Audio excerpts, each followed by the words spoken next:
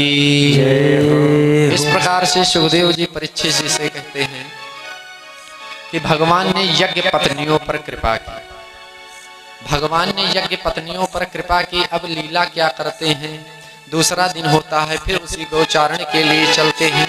गौचारण के लिए जब वन में पहुंच जाते हैं तब क्या होता है, होता ये है कि ब्रह्मा जी जो थे, देखा ये अनेक अनेक लीलाओं को करते रहते हैं यहाँ वृंदावन में, ये वास्तविक में ब्रह्म है।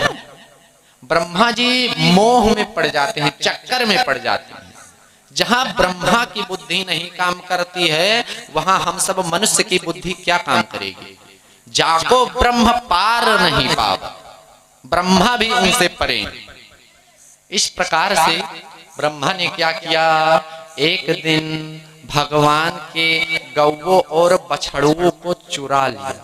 भगवान की परीक्षा लेने के कारण उनके गौवों का हरण कर लिया, बछड़ुओं का हरण कर लिया, उनके मित्रों का हरण कर लिया, उनके लाठी डंडा छड़ी जो कुछ भी उनके साथ था सब कुछ का हरण कर लिया। भगवान ने क्या कहा, तुमने चैलेंज अपने आप को नहीं दिया है, तुम्हें पता है तुमने किसको चैलेंज दिया है। भगवान ऐसा कहते हैं।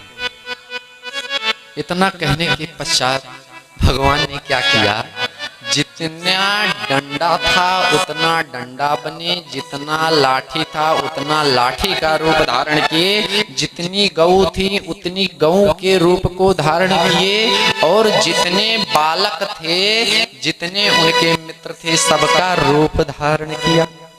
अब जब रूप को धारण कर लिया तब उनको क्या हुआ, रूप को धारण करने के पश्चात संध्या होती है, शाम होती है, फिर अपने घर की ओर सब लोग चले जाते हैं। अब ब्रह्मा जी सोचने लगे, एक दिन बीता, 2 दिन बीता, 3 दिन बीता, इस प्रकार से जब कई दिन बीत गए तब क्या होता है, ब्रह्मा जी ने सोचा कोई फर्क ही नहीं पड़ रहा है, मैंने दावा किसी दूसरे को दे दिया, अब क्या होगा। इस प्रकार से ब्रह्मा जी हार मान जाते हैं। हार मानने के पश्चात आकर के उनके समीप उनकी दिव्य स्तुति को करते हैं, कहते हैं प्रभु, इस प्रकार से बताते हैं। और क्या कहते हैं, यही कहते हैं कि मैं आपको नहीं समझ पाया, अपार तेरी माया, माया है तेरी अपार, अपार तेरी माया, माया है तेरी अपार, अपार तेरी माया, माया है तेरी अपार, अपार तेरी माया, माया है तेरी अपार, अपार तेरी माया, माया है तेरी अपार। इस प्रकार से भगवान श्री कृष्ण से कहते हैं ब्रह्मा जी। इतना कहने के पश्चात क्या करते हैं, यही करते हैं कि वो अपने ब्रह्मा जी अपने लोक को चले जाते हैं। ये ब्रह्म की नगरी है, ब्रह्म की नगरी में जीव झकझोर जाता है, जीव नहीं समझ पाएगा ब्रह्म की माया को। साधारण जीव ब्रह्म की माया को नहीं, साधारण जीव ही नहीं, ब्रह्मा ने नहीं समझ पाया भगवान की माया को, तो हम लोगों की कोई औकात नहीं है। इस प्रकार से क्या होता है, हम लोग कहां से आए, कब आए, किस प्रकार आए, आप लोगों को पता है कहां से हम लोगों की उत्पत्ति हुई। ब्रह्मा ही जी से हम लोगों की उत्पत्ति होती है। कैसे उत्पत्ति होती है ये बताइए। ब्रह्मा जी ने क्या किया, आपको पता है कितने दिन में नदियां बनी, कितने दिन में पहाड़ बना, कितने दिन में वन बने, कितने दिन में सब कुछ बनता है। इस प्रकार से ब्रह्मा जी की कल्पना मात्र इस सृष्टि का संचार हो जाता है। ब्रह्मा जी मात्र कल्पना कर लेते हैं, इस सृष्टि का संचार हो गया।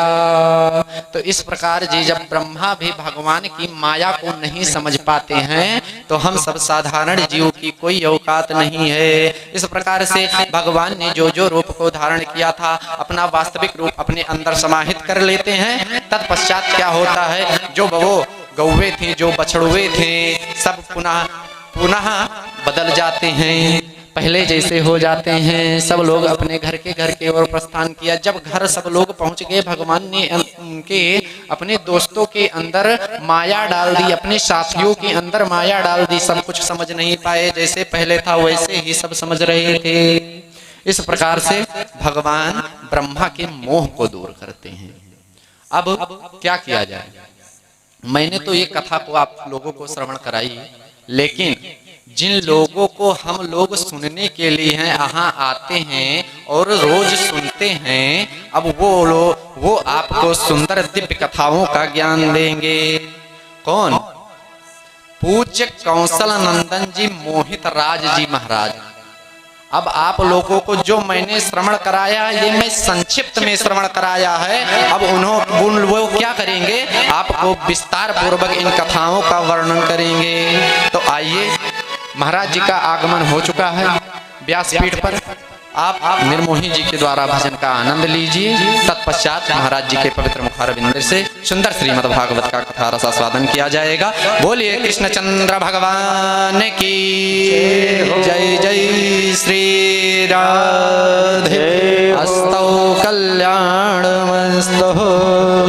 हरि ओम। जय जय जय हो। हरि ओम। आवाज बढ़ाओ जाए। स्वस्ति न इंद्रो वृद्धश्रवाः स्वस्ति नः